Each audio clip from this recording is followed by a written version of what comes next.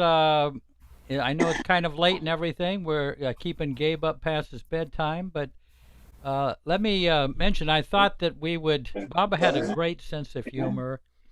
He liked jokes. He liked stories funny stories from their lives or humorous incidents. And when he would go out on must tours and everything, the women Mandali would have some very funny skits for him when he came back, when he returned to Merazad or Meribad. And I'm going to read a couple of quotes here. uh, this is what Baba said. Long ago, long ago, I lost everything and became God. But thank God I didn't lose my sense of humor. And another quote of Baba's. What sustains me in my universal suffering is bliss plus my infinite sense of humor. The amusing incidents that arise at the expense of none lighten my burden. And I just want to say a couple of things here. And Baba's brother, same way, when Bob would come back from a long a seclusion of something, of some sort where he suffered greatly, he would call his brother Jal from Pune to ask to come and regale him with jokes. And so he would tell joke after joke after joke to Baba, and he had a great delivery. And in the early 70s, when Jal would come to Mehrabad, after the prayers and the two artis, he would sit up near the door to Baba's tomb, and he would begin telling jokes. And for the next 45 minutes, we would have these jokes. It was so great, because normally you'd think this would be kind of a very religious atmosphere, and here these jokes are happening. I mean, if he were to do that outside the door of the Kaaba, they would have run him out of Mecca, in no time. And the thing is, with Jesus's followers, they were actually considered very fun-loving and lively, but the followers of John the Baptist looked down at them as being too frivolous and not really seriously. And it's interesting because the humor of Jesus hasn't come down to us, and even the humor of Muhammad hasn't come down to us. But luckily, we have Baba. So, anyway, first we need to start out with a real definition of a true Baba lover. And Gabe Wood, who's one of the caretakers at the center, he's been observing his fellow Baba lovers, and he is going to lay down the principles and precepts of a real Baba lover. So I'm going to turn everything over to Gabe.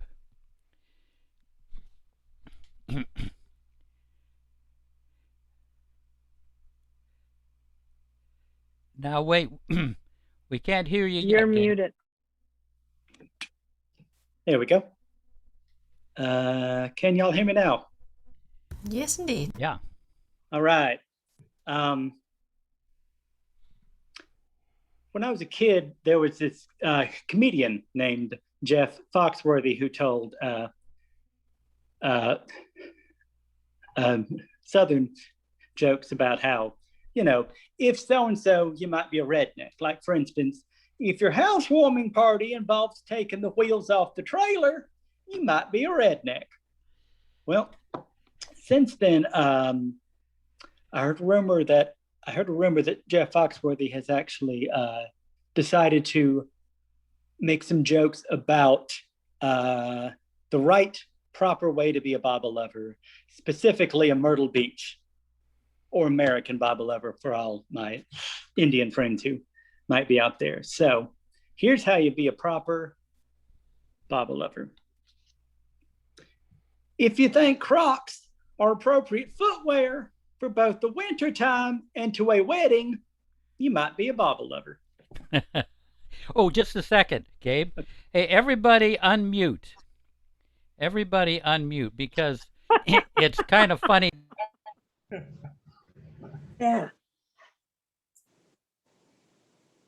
All right. Okay. If your social life involves entirely around the consumption of chai. You might be a baba lover.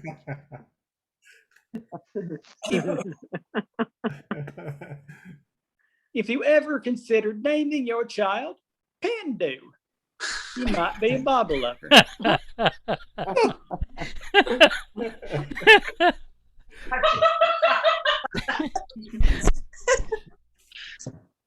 If you're offended when a complete stranger does not want to hug you, you might be a baba lover.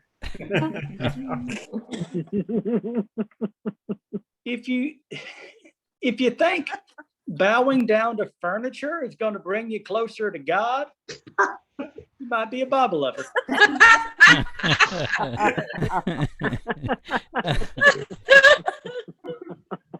If people are convinced that your most holy site of pilgrimage is a nudist colony, you might be a baba lover.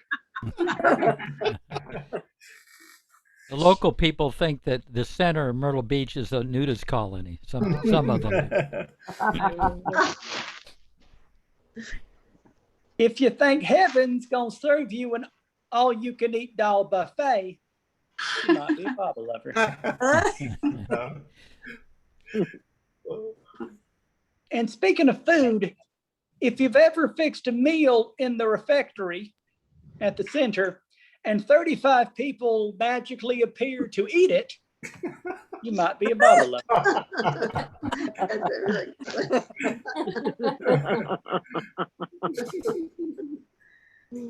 If your list of dietary restrictions is longer than the shorts Will David insists upon wearing in the wintertime, you might be a baba lover. No, our buddy Will.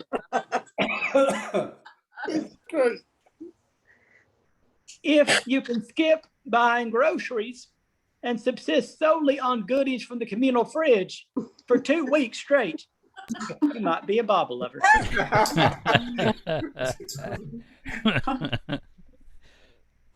If all the decor in your house is just pictures of the same guy, you might be a baba lover.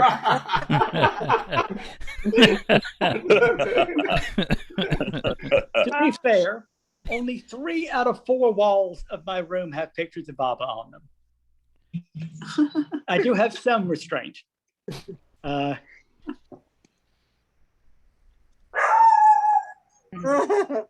If all your vacations are to a remote, desolate, polluted village in India, you might be a Baba lover.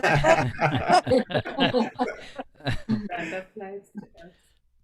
If you find yourself buying a $14 jar of free-range, fair trade, cold-pressed, virgin, organic, gluten-free, vegan almond butter, but you ain't got no job, you might be a Baba lover.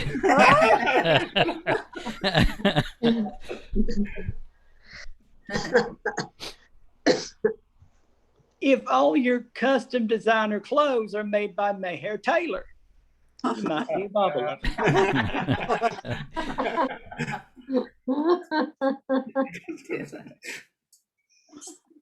If the love of your life hasn't spoken to you since 1925, you might be a Baba lover.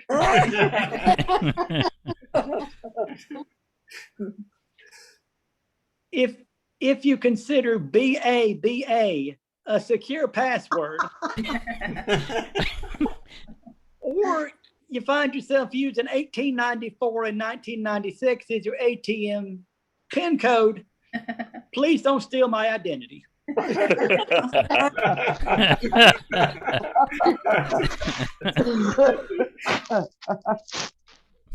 If your dentist is in Pune, you might be a Baba lover. Oh, wow. Funny.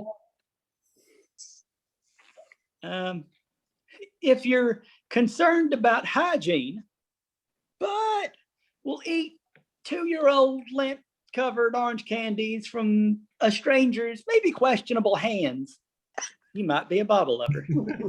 There's an exception. No germs on those, of course. If you're ever driving down the road and see a dirty, naked, homeless man mumbling to himself, and you and your first thought is, could he be a must? He might be a Baba lover.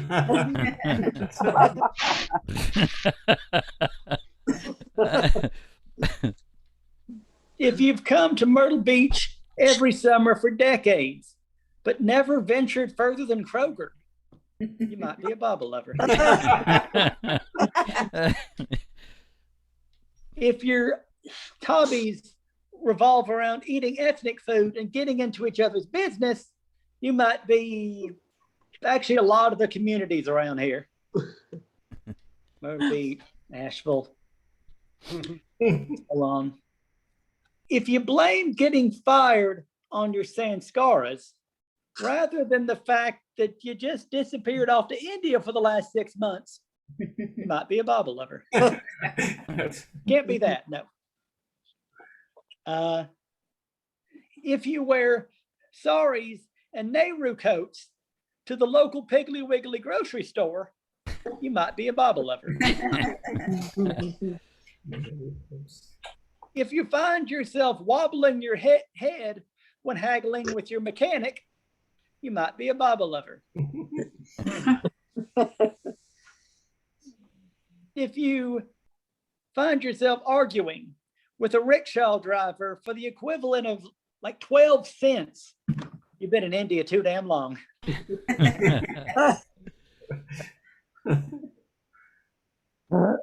If you've ever heard somebody singing at a coffee shop going ba ba ba ba ba ba ba ba, and you find yourself jumping up and shouting, "He's singing about Baba," you might be at least a couple people I know.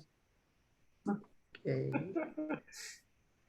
That's great. If you have ever found yourself crying when you hear "Begin the Begin" playing as the elevator background music, be a Baba lover. Beautiful. I hope this building has a lot of floors on it.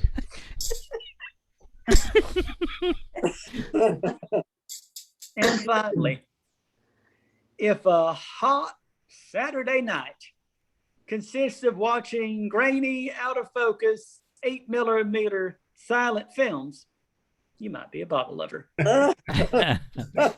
Good. Baba. There you are. So that's the right way to be a Baba lover, right there. I hope y'all. That's it. Beautiful, Gabe. Hey, You know, you caught us all. Baba. Love that.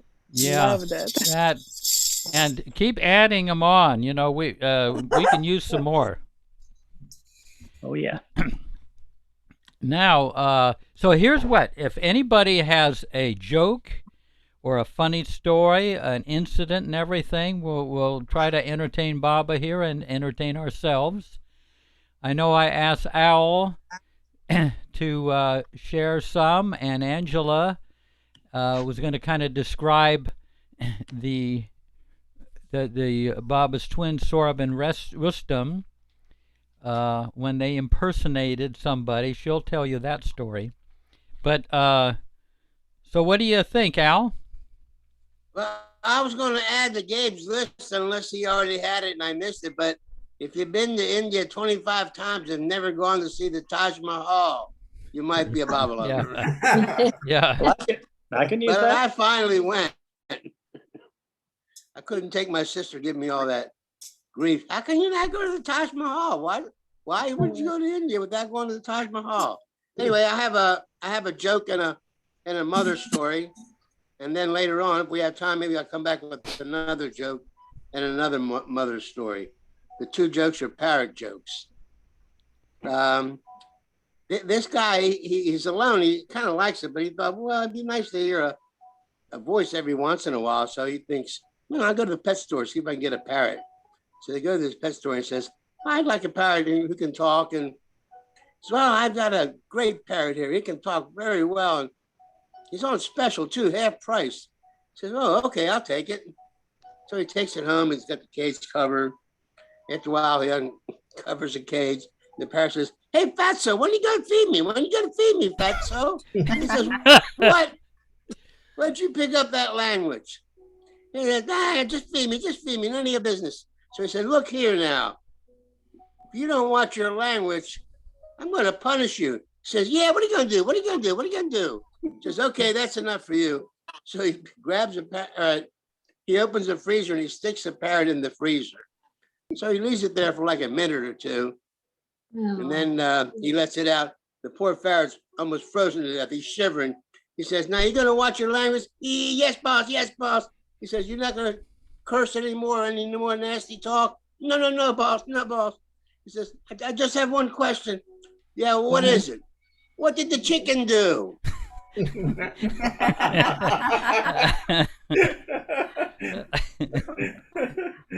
And the chicken was in the freezer, you see. Anyway, the next, I have a humorous story, which I think is humorous. I enjoyed it anyway. It's about our first woman president. In 2024, we're going to have our first woman president. Not only that, she's Jewish, so we'll have our first woman president and our first Jewish president. So you have to fast forward a couple of years. So she calls her mother. She says, oh, mom, you're coming to the inauguration, aren't you? She says, well, I don't know, dear. It's a 10-hour drive and I'm getting kind of old. She says, Mom, I'm going to be president. Don't worry. I'll have a limousine pick you up and fly you over here in Air Force One. She says, well, I don't know, dear. You know, they got that schmancy food over there and I'm used to. She says, Mom, don't worry. We'll have a Jewish caterer and the best food you like, kosher food. Come on, Mom, you got to come. She says, well, I don't know, dear. She says, oh, Mom, you got to come. So finally the mom relents and she comes, and it's inauguration day and she's in the front row.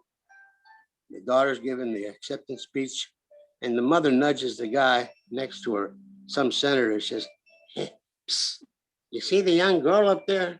He says, yeah, whatever. She's our new president. She says, wow, her brother's a doctor.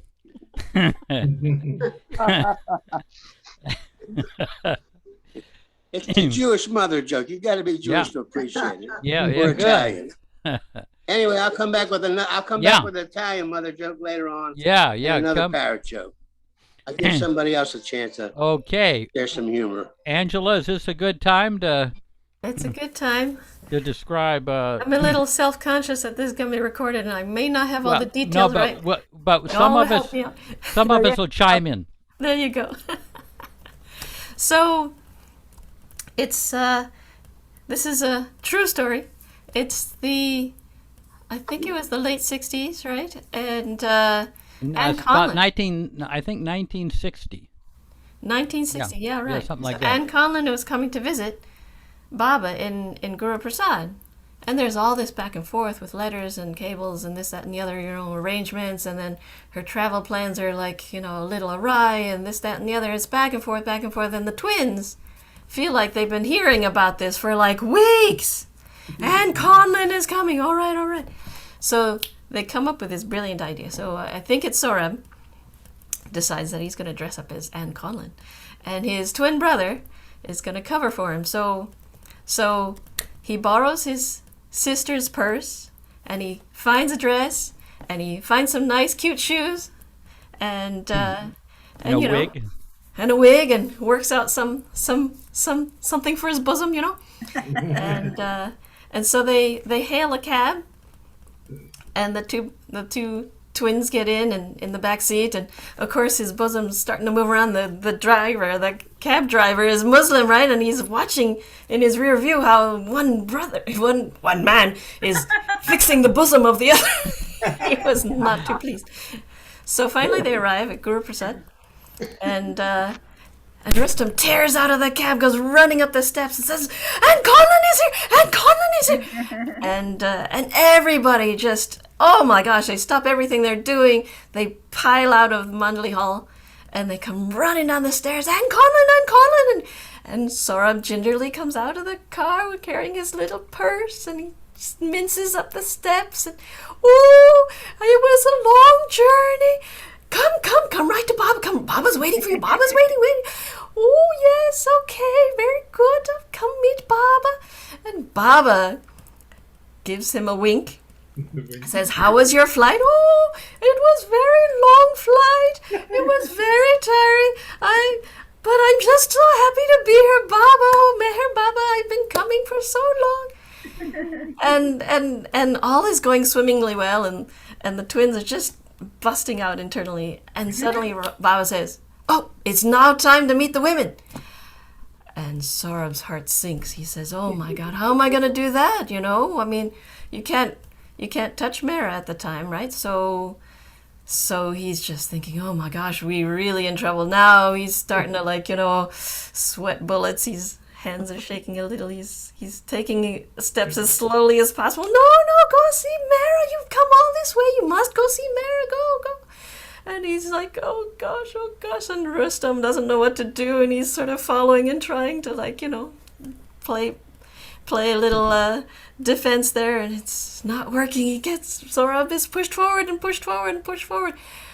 and Mani catches sight of the handbag, and she recognizes the handbag because this is the bag that she gave her niece, who is Rustam's sister. So she recognizes it, and she puts two and two together, and she stands in front of Mara and says, "Oh, Anne Conlon, I hear that you have a little bit of a cold. You shouldn't beat Mara." And she turns him around, and she allows them to keep playing the part. So I forget exactly how it ends.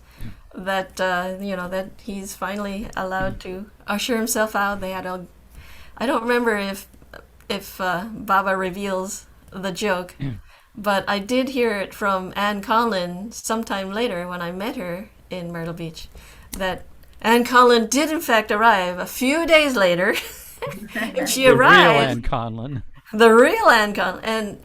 And she has the strangest reception, and she couldn't figure it out for the longest time because nobody told her what happened until like months later. So imagine, Anne Conlon has already been here. She shows up and she's like, why is everybody looking at me like, yeah, whatever. The Anne Conlon that we've been all excited about is finally here. Yeah, whatever. Oh, those twins. Yeah. No, it's beautiful. And there is a 10-minute video on Meher Center. Yeah. The story told by Rustam and Saurabh. Good. We'll have to watch that. Yeah. They are great. They really entertain Baba beautifully. They were always coming up with something. Anyone else have a joke that comes to mind or some funny story? I have a couple of jokes, Jeff. Yeah. These are Jal Irani's jokes. So very short and cryptic. I mean, nice ones here. So the first one goes like this. I'm going to read from what I found. There was a railway engineer who brought his train in late every day.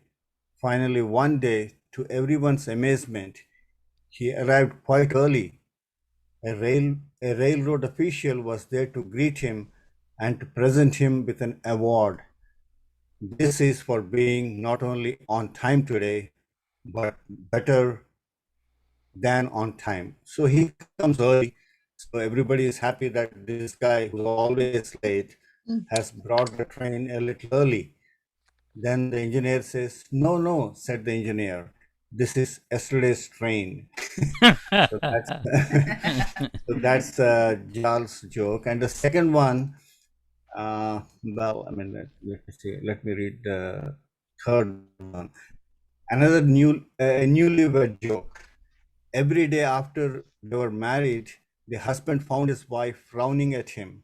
He was feeling worse and worse. When one day he woke up and it seemed she was smiling. Ah, he said, so now you're happy with me? No, she replied, I'm just resting my face.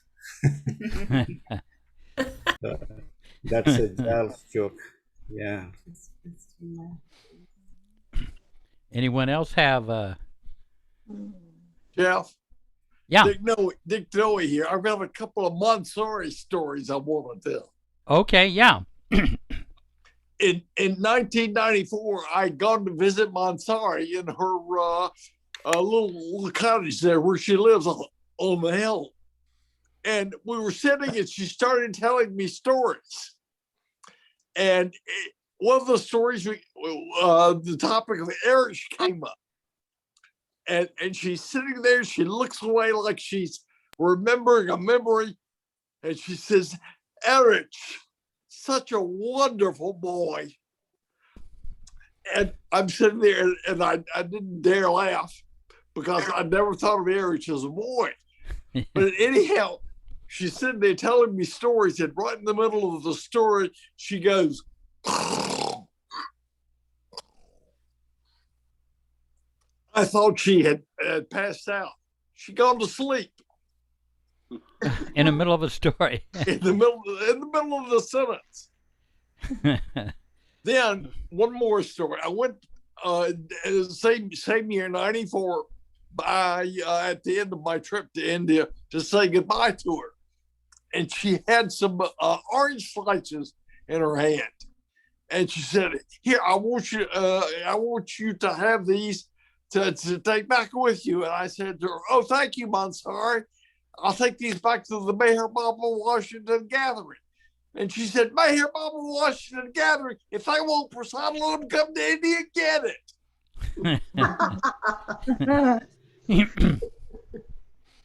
Just like Mansari. Oh, so Prakash or Sally? You got a hand up there. Yeah, Sally has one to share quickly. Yeah. Yeah. Okay, so I believe this was shared in front of Baba in Guru Prasad. So Pratap, this was shared by Pratap Ahir in one of the meetings. So this goes like, here was an Indian chief who was constipated. So he sent one of his warriors to the witch doctor to get some medicine. The warrior goes to the doctor and says, Big chief, no shit. The doctor gave him one.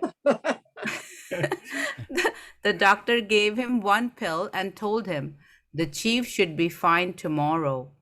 The warrior went back to the chief and gave him the pill. The next morning, the warrior was sent back to the witch doctor and says, Big chief, no shit. The doctor gives him 5 pills and tells him to give them to the chief. The next day, the warrior appears at the witch doctor's house yet again, saying, Big chief, no shit. The doctor gets annoyed and so gives the warrior the whole bottle of pills to give to the chief. The next day, the warrior goes back to the witch doctor and says, Big shit, no chief. Yeah,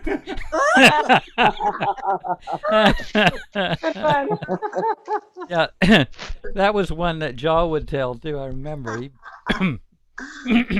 Here's one. You know, Saint Peter has been at the the pearly gates of heaven for 2,000 years, and he has to kind of inquire with each person who comes, find out about their life and weigh the pros and cons of their behavior to see whether they warrant coming, you know, being able to come into heaven. So the first guy comes, but he's been doing this for so long that he starts to vary the program. You know, each week he kind of gets a different, you know, course of inquiry. So the first guy comes in and he says, Sir, and well-dressed man, I mean, silk suit and everything. He says, Sir, how was your life like on earth financially? Financially? I did quite well. I did beautifully. I mean, I got into the, you know, the bubble, the financial bubble and hedge funds and everything. I was making money hand over fist. Well, how much would you make in a given year? Oh, well over $1 million a year for quite a few years until the until the Great Depression, the Great Recession. So he says, okay, you've done well, go in. The next guy comes. He says, well, how did you? You know, it's a Brooks Brothers suit, but, you know, it's still classy, nicely dressed. And he says, what, you know, how was your life like on earth financially? Financially, I did quite well. I lived out on Long Island. I got on the, you know, got into real estate. I got onto the city council, and I I switched all this real estate from farmland over to commercial properties, and I made so much money. I did beautifully. Well, how much would you make in a in a year? Oh, somewhere about $500,000 a year. St. Peter's impressive. Says, go on ahead. So the next guy comes in. He's a little bit, kind of unshaven. His hair's a little bit tasseled. He's wearing a T-shirt and jeans. And he says to, sir, what was your life like on Earth financially? Financially, well, I had a very difficult time. I mean, I had a hard time getting a job that fit my talents. No one ever seemed to recognize my abilities. I was under kind of mean employers. At one point, I had to move in with my wife and children in with my parents. It was very rough. Well, how much would you make in a given year? Somewhere between maybe 18,000 and 22,000. St. Peter looks at him, opens his arm, and says, "J. Bob."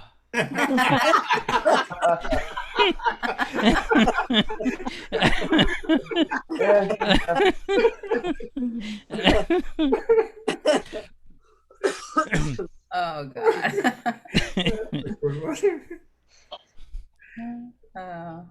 Anyone else have or even a funny story? I mean, I think Christine, she had with a family with 11 kids. There's got to have been some funny things that happened. Christine has great stories. She's got great jokes. I can't think of anything off the top of my Oh, head. come I'll have to now. think about it in a minute. Yeah. You Big have to Lou. get her in the mood. Yeah. If I- anything comes up, you're I have a true story Mhm. that I told Mara on the porch, and she got very excited. She loved it. Oh, I used to live in California once upon a time, and I was living in Berkeley, and I sent my father Baba's picture on the "Don't Worry, Be Happy" card. And I got this phone call from my mother, and she says, "Rosalie, don't be sending your father that weird spiritual stuff." So I thought, wow, my mother's pretty sharp. I'm sure she probably didn't read the card, but she just, I was kind of pleased that she said that. And I visited, they were living in Los Angeles, and it was Christmas time, and I was in the living room playing the piano, and my mother walked behind me, and all of a sudden she said, she's walking towards the dog, the family dog, and she says, "Baba." And I'm sitting at the piano, and in my mind, I'm talking to Baba saying, "Baba, she doesn't believe in you. You don't show yourself except in pictures to me. What is this?" And I turn around and I says, "Why are you calling the dog Baba?" Because that was not the dog's name. The dog's name was Dolly, Dolly. And she says, "Well, your father changed the name." And I thought, well, change the name, And I never mentioned Baba's name. They never heard it out loud from me. And I asked my father, I said, "Daddy," I says, "you changed the dog's name to Baba?" I said, "Where did you get that name?" And he says, I think I made it up. And I says, "Well, then what does it mean?" He says, "I think it means beautiful." And I said, "I think it does too." And for the whole time I was there, a couple of days, I didn't even I never liked this dog. It was a little bit of a nasty dog. It would snap at you if you went near my parents. And, it was not a friendly dog. But all of a sudden, I'm very friendly to this dog. Oh, Baba, I love you. I love you, Baba. I love you, Baba. Anyway, this went on for a couple of days. And I left after the visit. The next time I got back, the name had been changed back to Dolly. True story. That's a great story. Well, it was Yeah. good for me 'cause I was a black sheep because of Baba. Yeah. Yeah. Beautiful. Anyone else has some funny incident? I have another parrot joke. Okay, good. Okay, anyway, this lady, she'd like to have two parrots. And wouldn't you know, she goes to the same pet store. She says to the pet owner, I'd like to have two female parrots. So I just happen to have some. We just got them recently. And they're very nice parrots, beautiful parrots, and they talk up a storm. She said, well, okay, I'll buy them. So she takes them home.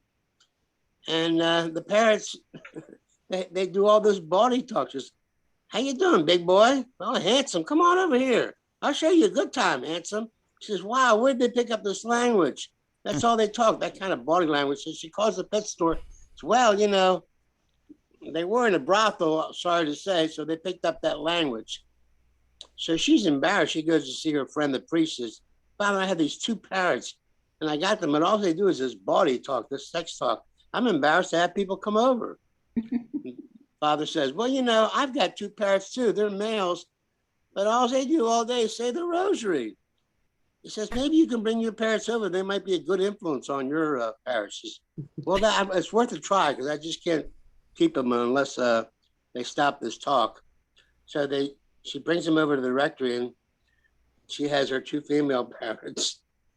And they right away say, how you doing, boy? Boy, ain't you handsome? Come on over. I'll show you a good time. So one of the male parrots kind of nudges the other one and says, psst, you can throw your rosary away now. Our prayers have been answered.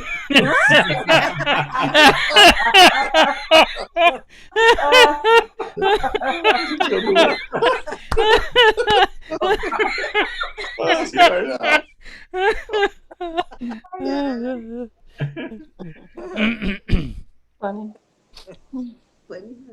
So one more story. This one's Italian. It's not the mother story. I changed my mind. I'm going to tell an Angelina Alfredo joke. These Angelina and Alfredo, they're in New York and Brooklyn. They knew each other from childhood, good friends. They dated, and then they graduated, and they went to the prom. And the mother's waiting up, for Angelina to come home. She said she'd be home by 12, but it's 12. She's not home. It's 12:30. It's 1 o'clock. So finally, Angelina comes home, and Angelina is crying. The mother says, Angelina, what's the matter? Why are you crying? She says, that Alfredo didn't do anything naughty, did he? Oh, no, that's not it, Mom. Alfredo asked me to marry him. She says, Angelina, that's great news. Why are you crying? She says, Mom, you don't understand. Alfredo, he don't go to church. Alfredo, he don't even believe in hell. So, Angelina, Alfredo's a good boy. You don't worry. You marry him. Between me and you, we'll make him believe in hell. I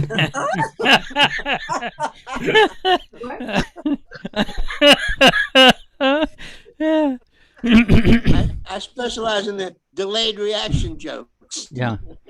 So again, again, we're at the gates of the pearly gates of heaven, and Saint Peter is there, and he's been doing this for 2,000 years, and no rest or anything. It's around the clock. I mean, he's in the subtle world where you don't need to sleep, but he's exhausted, and he's standing there, and Jesus walks by, and he says, "Oh, Jesus!"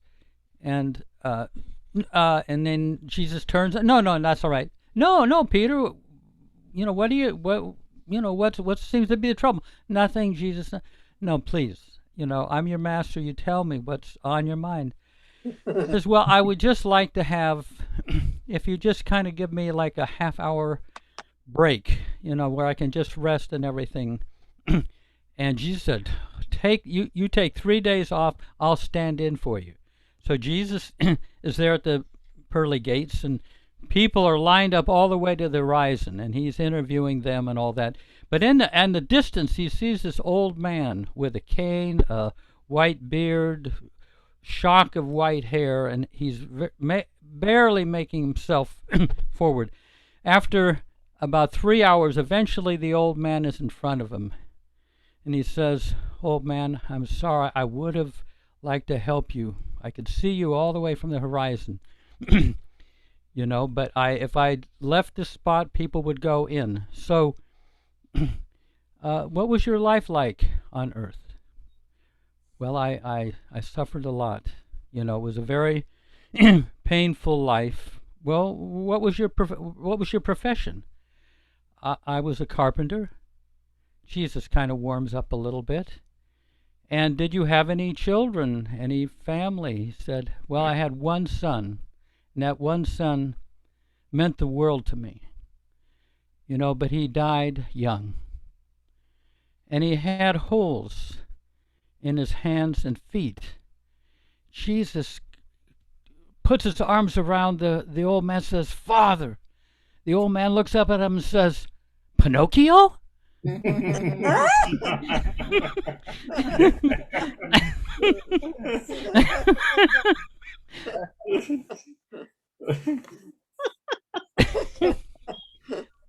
I don't know if the people in India know Pinocchio, but Dinku, do you know? Had you ever heard of Pinocchio?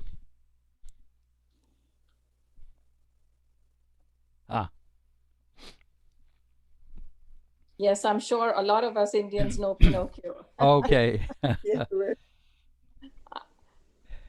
There was a very good joke I found the other day, and I'm trying to look for it. So give me a second. I'll be right back. In the meanwhile, Jeff. Yeah. Like last time talking about anger, once you told like Meher Baba used to get angry, very angry. And I think someone from Mandali asked, "Why do you get angry?" Like Adi. And Baba told, "I won't get angry, but I am mirroring your anger." So what I am wondering is I can tell the same to my wife when I get angry. Uh-huh. Well, yeah, you're not quite a mirror yet. But if you're not able to control your anger, Erich would say, at least apologize afterwards, because that apology is humiliating, and that humiliation will keep you from that'll help in controlling your anger, because then you don't have to suffer a future humiliation. That was kind of. Someone said, was life is like a deck of cards? No. Yeah. No, marriage is like a deck of cards. First, it's hearts and diamonds. But after a while, you wish you had been dealt a club and a spade.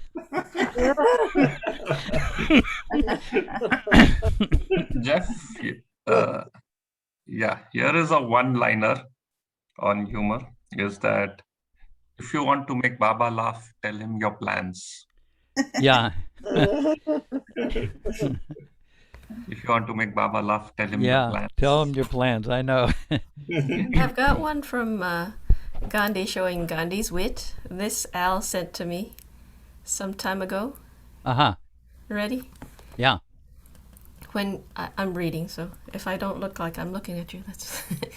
When Gandhi was studying law at University College London, a Caucasian professor whose last name was Peters disliked him intensely and always displayed prejudice and animosity towards him. Also, because Gandhi never lowered his head when addressing him, as he expected, there was always arguments and confrontations. One day, Mr. Peters was having lunch at the dining room of the university, and Gandhi came along with his tray and sat next to the professor.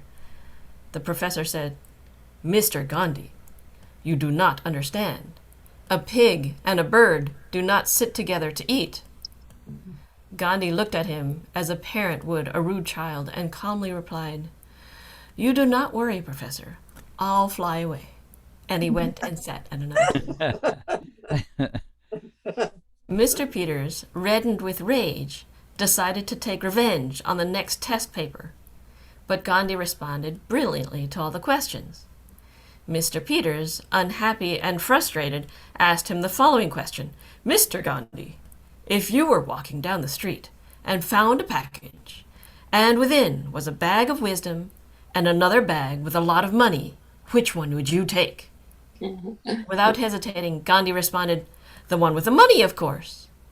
Mr. Peters, smiling sarcastically, said, I, in your place, would have taken wisdom, don't you think? Gandhi shrugged indifferently and responded, each one takes what he doesn't have. That's a good one. Oh, Oh, that's a beauty.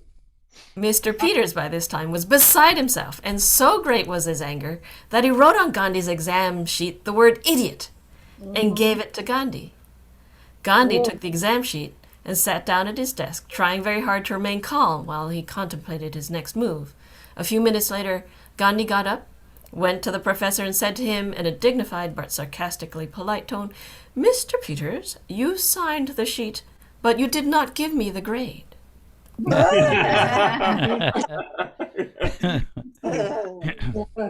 Very witty. Incredibly witty. Yeah. Okay, Took Jeff, care of that. excellent. Tina, yeah. Okay. Jeff, may I?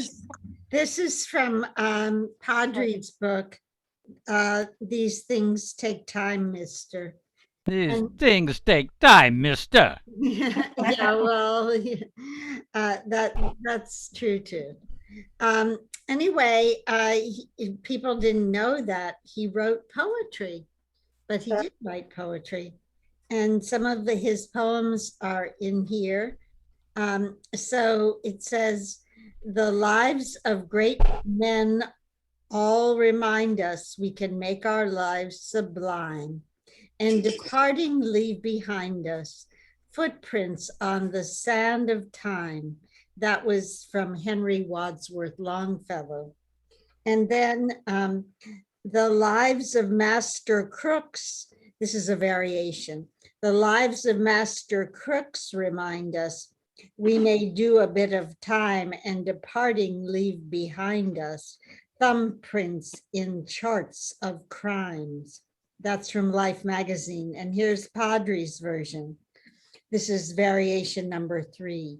Wives of other men remind us with their endless moans and whines of the bounty God bestowed us, bachelor lives, yours and mine.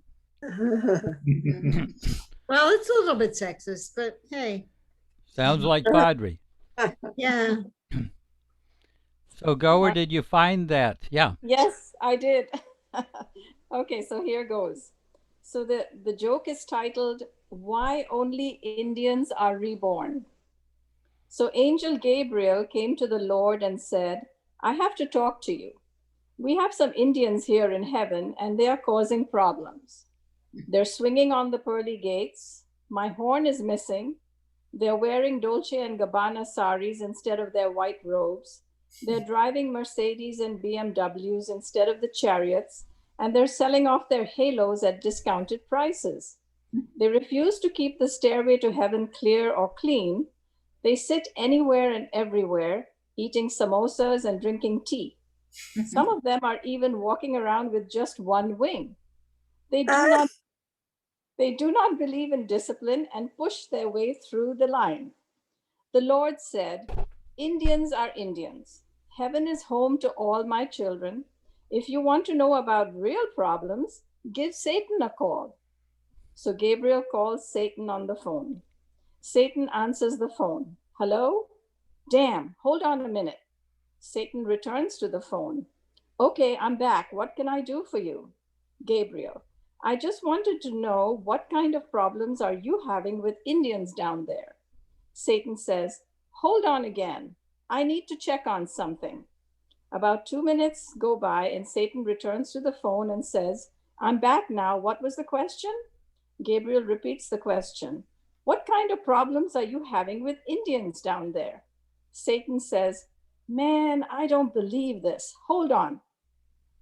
This time, Satan was gone for at least 5 minutes. He returns and says, I'm sorry, Gabriel, I can't talk right now. These Indians are trying to install air conditioning and are trying to make hell a comfortable place to live in by putting out the fire, which is there to keep them uncomfortably hot. And since they are so tech savvy, they were trying to start a telephone and internet connection between heaven and hell, between me and God! Exclamation mark. They believe in karma, are good in convincing others, and have started a social service network for the troubled. Some were trying to start a chai pakora, chole bhatura, idli, dosa, samosa, barfi, chakli, and dokla shop, which stop. They are excellent in corrupting everyone, and my staff is being bribed by them. I'm having difficulty in controlling the corruption in hell.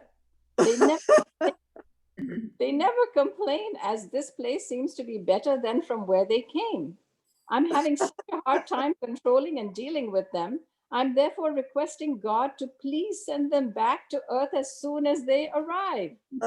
So now you know why Indians are the only ones that are reborn. That's really good. I thought that was a good one. Yeah, Trying excellent. to build the internet. Yeah. That's what Indians do. That's great. Here a couple of one-liners. Jeff, you shared it the other day. I don't know how you say it. Puritanism, right? Yeah. The definition is the fear that someone somewhere may be happy. Religion, yeah. It's Puritanism. Yeah. The haunting fear that someone somewhere is having a good time. And the second one about the religion, right? Religion is for those who fear hell. Spirituality is for those who have been there. Excellent. Yeah, who've already been there. This from Love Street Lamppost. It's a good one. Okay, I have one more, Jeff. Yeah. Okay, so the four Goldberg brothers, Lowell, Norman, Hiram, and Max, invented and developed the first automobile air conditioner. On July 17, 1946, the temperature in Detroit was 97 degrees. The four brothers walked into old man Henry Ford's office and sweet-talked his secretary into telling him that four gentlemen were there with the most exciting innovation in the auto industry since the electric starter. Henry was curious and invited them into his office. They refused and instead asked that he come out to the parking lot to their car. They persuaded him to get into the car, which was about 130 degrees, turned on the air conditioner, and cooled the car off immediately. The old man got very excited and invited them back to the office, where he offered them $3 million for the patent. The brothers refused, saying they would settle for $2 million, but they wanted the recognition of having a label, the Goldberg air conditioner, on the dashboard of each car in which it was installed. Now, old man Ford was more than just a little anti-Jewish, and there was no way he was going to put the Goldberg's name on 2 million Fords. They haggled back and forth for about 2 hours and finally agreed on 4 million, and that just their first names would be shown. And so to this day, all Ford air conditioners show low, norm, high, and max on the control. And then somebody added, this is what happens when you're confined by the coronavirus and have too much time on your hands. Beautiful. I thought it was a good one too.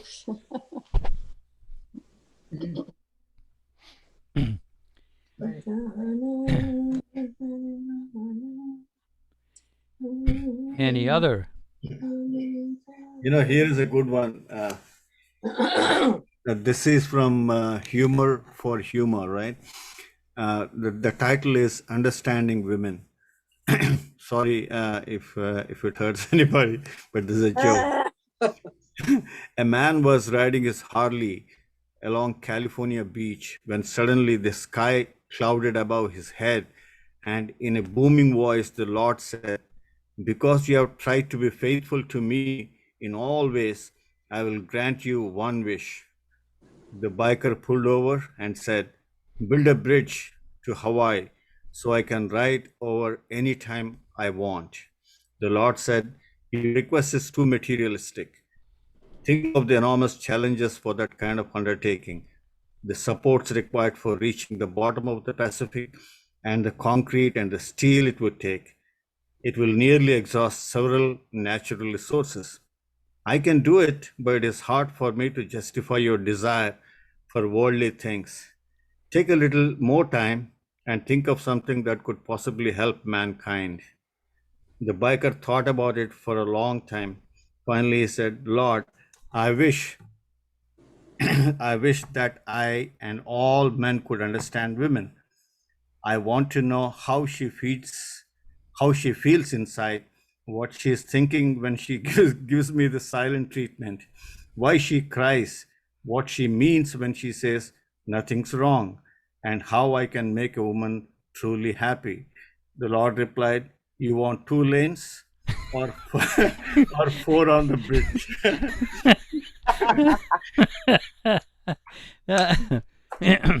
Here's one too. Here's another one at the pearly gates. St. Peter's there, and it's another week where he's focusing on fidelity. And there are these 3 guys that are old buddies, and they rented a cottage on the Pacific, but then there was a horrible rain and a mudslide came down, and they were all killed. And they show up. The first guy, he says to, "Sir, I'm asking a particular question. You are married, right?" And he says, "Yes." "Well, were you always faithful to your wife?"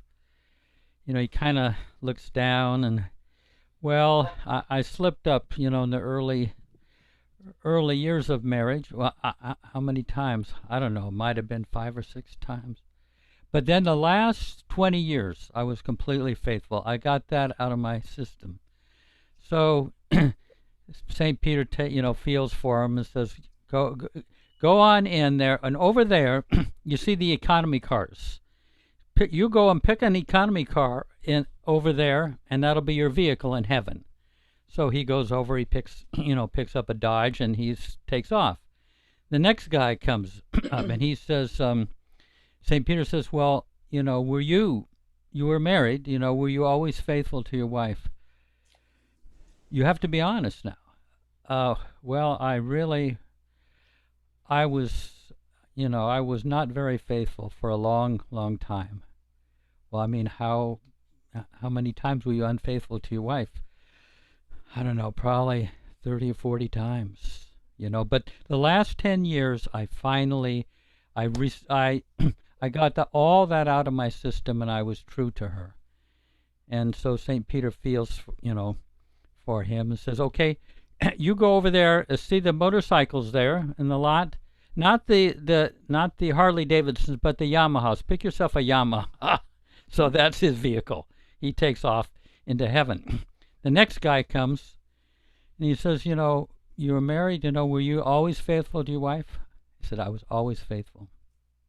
"You never looked at another woman?" "Not. She meant everything to me. I was always faithful to her.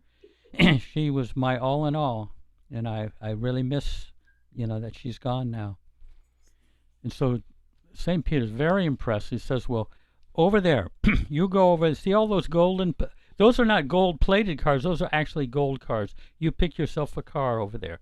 So he goes over and he gets a Cadillac, and he takes off. And so these guys, they're old buddies and everything. They get together in heaven, and they have to come by different vehicles, and there are these wine shops and everything selling the divine wine and everything. And years go by, and one day they come to the wine shop where they normally meet, and there's the golden Cadillac, and they go in, and their friend he's just sitting in the corner, not even having any wine. He's just so depressed. They go up, Harold, what's wrong? I mean, you're like, are you all right? He said, I feel very depressed. Depressed? You are, I mean, people look up to you. You have one of the most beautiful vehicles up here. You know, how could you ever be depressed? What's wrong? He says, well, this morning I saw my wife go by on roller skates.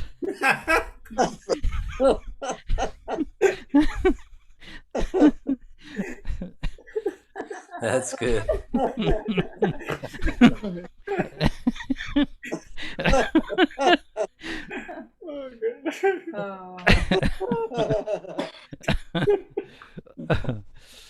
So anyway, So thinking of Gandhi's wit, I thought of Churchill's wit. So I'm cheating, and I found a website that has a few of them. So yeah. So the famous one is when Astor, Nancy Astor, who was the first female member of Parliament, they hated each other. When she said, "If I were your wife, I would poison your coffee," and Winston's quick reply is, "And if I were your husband, I would drink it." Oh, good. So then the other famous one is when a member of Parliament, Bessie Braddock, says to him, "Winston, you are drunk, and what's more, you are disgustingly drunk." He comes back at her with, "Bessie, my dear, you are ugly, and what's more, you are disgustingly ugly, but tomorrow I shall be sober, and you will still be disgustingly ugly." What a line. Oh my.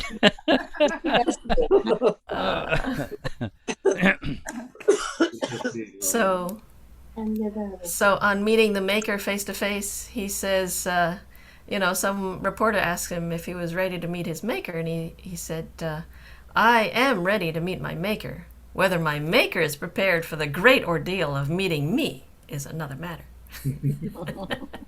That sounds like... And he also said, "All I can say is that I've taken more out of alcohol than alcohol has taken out of me." Pretty good line.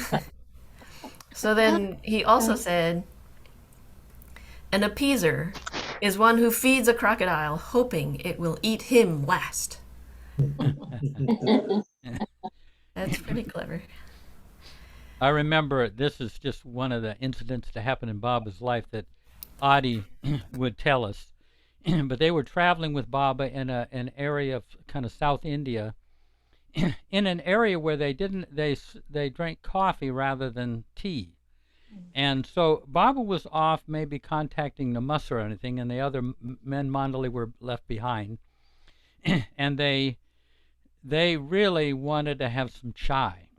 And so they got a farmer, prevailed upon him if he would just, they kind of explained, to boil the tea and everything, if he could bring them some tea with milk and everything. And so he goes off, and then he comes by later, about an hour later, with this big pot. And they have their cups, and, they look at it, and what he thought it was something like spinach. So he poured out all the water, and Jeff just left the tea. They hadn't asked Baba for permission for this, So he was doling. I mean, they had a spoon, and people, they held their cups up, and they filled up. Just to be polite, they had to eat the tea leaves. I mean, a whole cup of tea leaves. And the man innocently said, "You people like this stuff."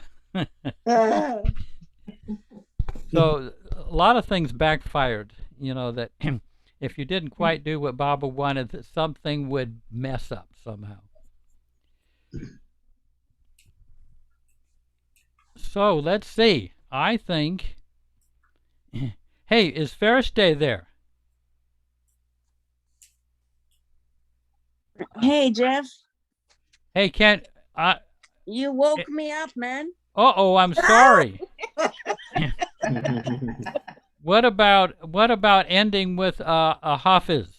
No. Too not much tonight. Sorry. Okay, Yes. all right. All right. Yeah. Okay. Yeah. Maybe we can get, I was thinking of a final quote with Mayor Prasad might come back on the scene here. I have a short one here, Jeff. Yeah.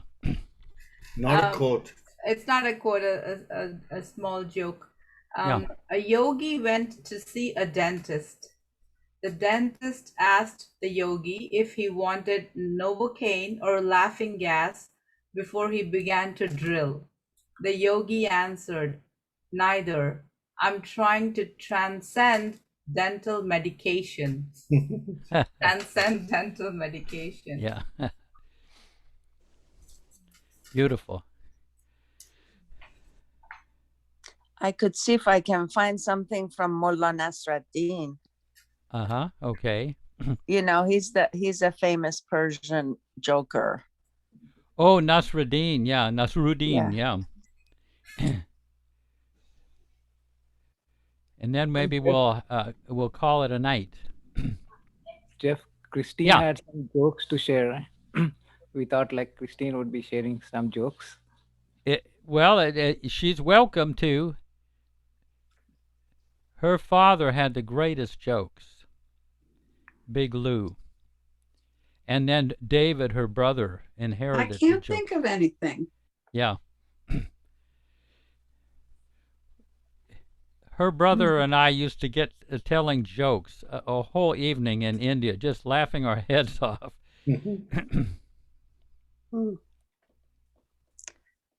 So, Jeff, you once told serving parents is like serving the perfect master, right? Yeah. Sometimes do. So, did Baba say that fulfilling desires of wife is also equal to serving perfect master? It's a practice. It's a rehearsal, I would say. Yeah.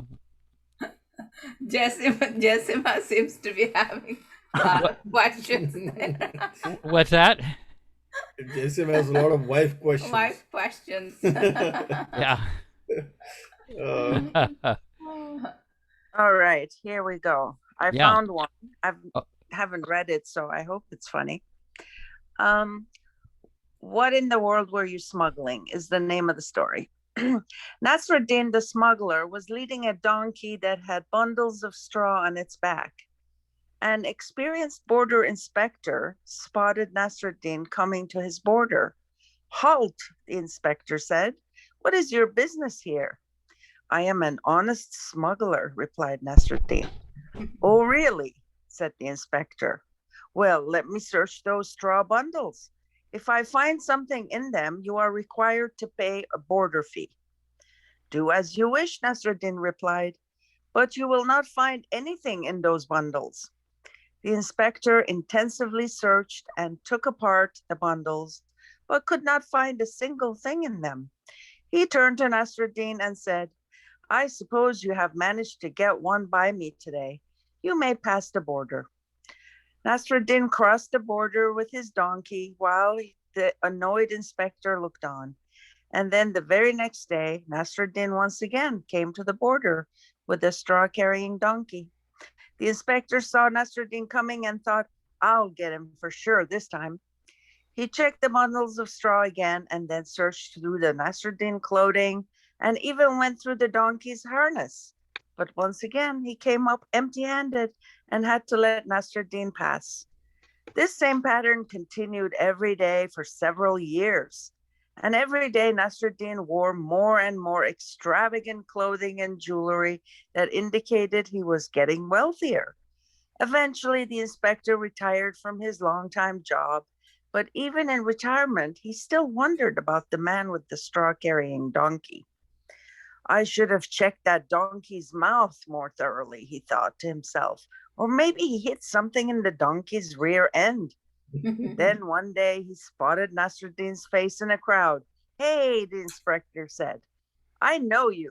You are that man who came to my border every day for all those years with a donkey carrying straw.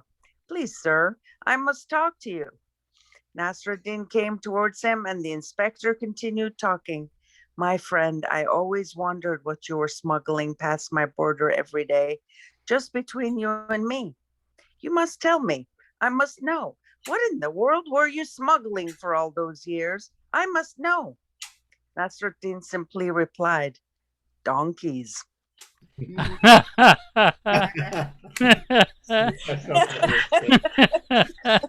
Oh. Isn't that good? Oh my goodness. Oh. Wonderful. Hey, well, let's have if there isn't a final joke, let's have a few moments of silence. I can say final joke, Jeff. Okay, good. Sorry, final quote. Quote, okay. Yeah. This is regarding scope of service. The scope of service is not limited to great gestures like giving big donations to public institutions. They also serve who express their love in little things, a word that gives courage to a drooping heart, or a smile that brings hope and cheer in the midst of gloom, has as much claim to be regarded as service as wondrous sacrifices and heroic self-denials. A glance that wipes out bitterness from the heart and sets it throbbing with a new love is also service. Although there may be no thought of service in it, when taken by themselves, all these things seem to be small, but life is made up of many such small things. If these small things were ignored, life would be not only unbeautiful but unspiritual. Avatar Meher Baba. So you have done a great service. All jokes, humors. Yeah. Yeah. Okay, well, let's have a few moments.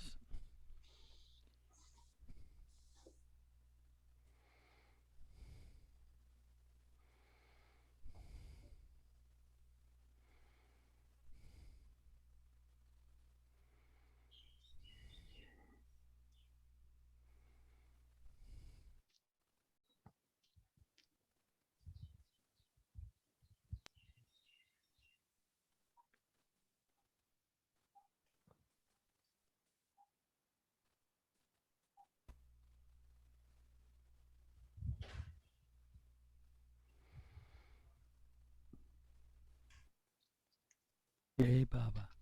Jai Baba. Let me mention that next Tuesday, I'm going to interview Marwan Mystery. Oh, that's So good. he, he comes from a family, goes all the way back to Chanji, Baba's first secretary, back in the 20s. Oh, that's nice. The Dada Chanji. So he's wonderful. What happened to Erwin Luck? Irwin he was fabulous. Oh, you had that already. Darn. Sunday. That was Sunday. Oops. Yeah, but it's well worth. There's the recording. Well worth seeing because he was excellent. That sounds good. Yeah, he gave such a feeling of the fun of being with Baba. Yeah. Mm.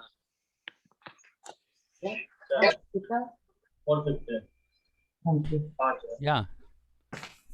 So. Yeah, I guess. Well, nice to see you. And Christine, next time we'll, eventually she'll remember one of the thousands of jokes that she's heard growing up with a family of 11 kids. They're all Baba lovers. They're all been corrupted. Wonderful. By Baba.